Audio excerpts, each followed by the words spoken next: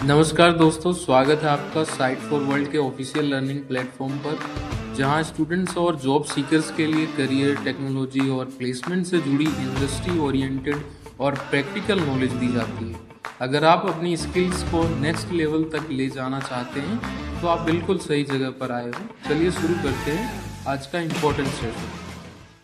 नमस्ते स्टूडेंट्स, चलिए आज सेल्सफोर्स के कोर डेटा स्ट्रक्चर को समझते हैं।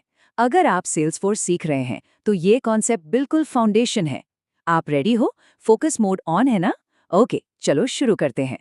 सोचो, हर बिजनेस के पास कस्टमर्स का, सेल्स का, सपोर्ट इश्यूज का कितना सारा डेटा होता है। तो सवाल ये है कि इस सबको मैनेज कैसे किया जाता है ताकि सब कुछ एकदम मैस ना बन जाए। बहुत बड़ी चैलेंज है ना?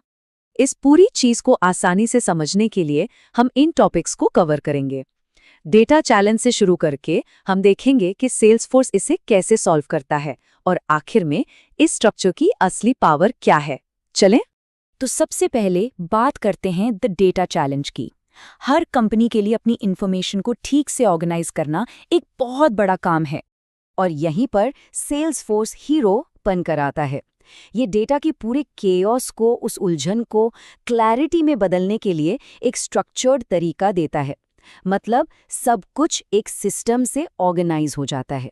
अब इसके डेटा मॉडल को समझते हैं। इसे आप एक डिजिटल फाइलिंग कैबिनेट या एक सिंपल सी एक्सेल वर्कबुक की तरह सोच सकते हैं। फोकस बना हुआ है, चलिए देखते हैं कैसे।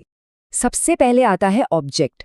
एक ऑब्जेक्ट को आप ऐसे इमेजिन कीजिए जैसे एक्सेल शीट में अलग अलग टैब्स होते हैं। हर टैब एक खास टाइप की इंफॉर्मेशन रखता है, जैसे एक टैब अकाउंट्स के लिए और दूसरा कॉन्टैक्ट्स के लिए। क्लियर है? समझ आ रहा है? तो ये हैं सेल्सफोर्स के 3 कोर बिल्डिंग ब्लॉक्स। अगर ऑब्जेक्ट एक स्प्रेडशीट टैब है तो फील्ड उस स्प्रेडशीट का एक कॉलम है, जैसे अकाउंट नेम, और रिकॉर्ड वो एक पूरी रो है जिसमें एक्चुअल डेटा होता है। फॉर एग्जाम्पल, एक स्पेसिफिक कंपनी एक्मे इंक। याद रहेगा, ऑब्जेक्ट, फील्ड और रिकॉर्ड। सिंपल। सेल्सफोर्स में 2 तरह के ऑब्जेक्ट्स होते हैं, स्टैंडर्ड जो पहले से बने बनाए मिलते हैं और कस्टम जो आप अपनी जरूरत के हिसाब से खुद बनाते हैं। चलिए इन दोनों में फर्क देखते हैं। स्क्रीन पे ध्यान है ना? देखिए, स्टैंडर्ड ऑब्जेक्ट्स सेल्सफोर्स के साथ ही आते हैं कॉमन बिजनेस नीड्स के लिए, जैसे अकाउंट्स या कॉन्टैक्ट्स, और आप इन्हें डिलीट नहीं कर सकते। दूसरी तरफ कस्टम ऑब्जेक्ट्स आप अपनी कंपनी की यूनिक इन्फॉर्मेशन को ट्रैक करने के लिए बनाते हैं। एक पहचान, उनके एपीआई नेम के एंड में हमेशा _C लगा होता है। अगर इंटरव्यू में ये पूछा गया तो बता पाओगे? कुछ कॉमन स्टैंडर्ड ऑब्जेक्ट्स हैं। अकाउंट्स जो कंपनीज को रिप्रेजेंट करते हैं, कॉन्टैक्ट्स जो उन कंपनीज के लोगों को, अपॉर्चुनिटीज जो पोटेंशियल डील्स को, और केसेस जो कस्टमर सपोर्ट के इश्यूज को ट्रैक करते हैं। ये हर बिजनेस के बेसिक्स हैं। चलिए अब एक लेवल और डीप जाते हैं और फील्ड्स पर फोकस करते हैं। यही वो जगह है जहां पर आपका एक्चुअल डेटा स्टोर होता है। फील्ड क्या है? एक रिकॉर्ड के बारे में एक single piece of information.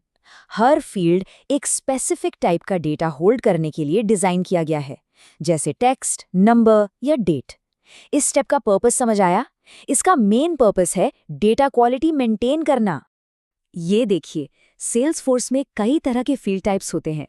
Text, pick list, currency, date, checkbox. हर टाइप डेटा को आसानी से एंटर करने और आगे रिपोर्ट करने में हेल्प करता है। फॉर एग्जाम्पल, इंडस्ट्री के लिए पिक लिस्ट यूज करने से सब लोग एक जैसा डेटा डालेंगे, कोई फ्री फॉर्म टेक्स्ट नहीं। तो सबसे जरूरी बात, पिक लिस्ट्स यूजर्स को एक प्री डिफाइंड लिस्ट से वैल्यू चूज करने देते हैं। इससे डेटा की कंसिस्टेंसी बनी रहती है, जो रिपोर्टिंग के लिए बहुत बहुत इंपॉर्टेंट है। रिजल्ट चाहिए या टाइम पास, तो इस बात को नोट कर लो। अब तक जो सीखा है उससे एक प्रैक्टिकल एग्जाम्पल से जोड़ते हैं। देखते हैं कि ये सारी चीजें एक रियल बिजनेस प्रोसेस में आखिर काम कैसे करती हैं। रेडी हो? ध्यान से सुनना, ये इम्पॉर्टेंट है। जब एक नया पोटेंशियल कस्टमर मिलता है तो एक लीड रिकॉर्ड बनता है। जब सेल्स टीम उसे क्वालिफाई करती है, मतलब ये कंफर्म करती है कि उनमें इंटरेस्ट है, तो वो लीड कन्वर्ट हो जाता है। और इस एक एक्शन से ऑटोमेटिकली 3 नए जुड़े हुए रिकॉर्ड्स बन जाते हैं, एक अकाउंट, एक कॉन्टैक्ट और एक अपॉर्चुनिटी। देखा कितना स्मूथ डेटा फ्लो है? एक क्लिक से सारा काम हो गया। लीड्स और अपॉर्चुनिटीज में क्या फर्क है? आपको क्लियर है या कंफ्यूज्ड हो? देखो, सिंपल है। लीड्स अनक्वालिफाइड प्रॉस्पेक्ट्स हैं जबकि अपॉर्चुनिटीज क्वालिफाइड डील्स हैं जिनसे रेवेन्यू आ सकता है। लीड्स सेल्स प्रोसेस का शुरुआती हिस्सा है। अपॉर्चुनिटी तब बनती है जब डील आगे बढ़ती है। ये आपसे इंटरव्यू में जरूर पूछा जा सकता है। इसको नोट किया? तो आखिर में ये सारा स्ट्रक्चर इतना जरूरी क्यों है? इस पूरे ब्लूप्रिंट की असली वैल्यू क्या है? एकदम साफ सुथरा डेटा स्ट्रक्चर ही हर चीज का फाउंडेशन है। सही सेल्स फोरकास्ट से लेकर पावरफुल ऑटोमेशन और ऐसी रिपोर्ट्स जिन पर आप आंख बंद करके भरोसा कर सकते हैं, सब कुछ इसी पर डिपेंड करता है। इसीलिए याद रखिए, अच्छा डेटा ही अच्छे डिसीजंस की नींव है। और इसका फायदा क्या है? आपको एक्यूरेट रिपोर्ट्स मिलते हैं। सभी यूजर्स के लिए डेटा एंट्री एक जैसी रहती है। ऑटोमेशन के लिए एक सॉलिड बेस बनता है। कस्टमर का एक 360 डिग्री व्यू मिलता है और जैसे जैसे बिजनेस बढ़ता है, ये सिस्टम भी उसके साथ साथ स्केल करता है। इसे कहते हैं power of a good structure. तो आज हमने सेल्स फोर्स के बिल्डिंग ब्लॉक्स, ऑब्जेक्ट्स, फील्ड्स और रिकॉर्ड्स को समझा। अब आप खुद से सोचिए, अगर आपको मौका मिले तो आप अपने बिजनेस के लिए सबसे पहला यूनिक प्रोसेस क्या बिल्ड करेंगे?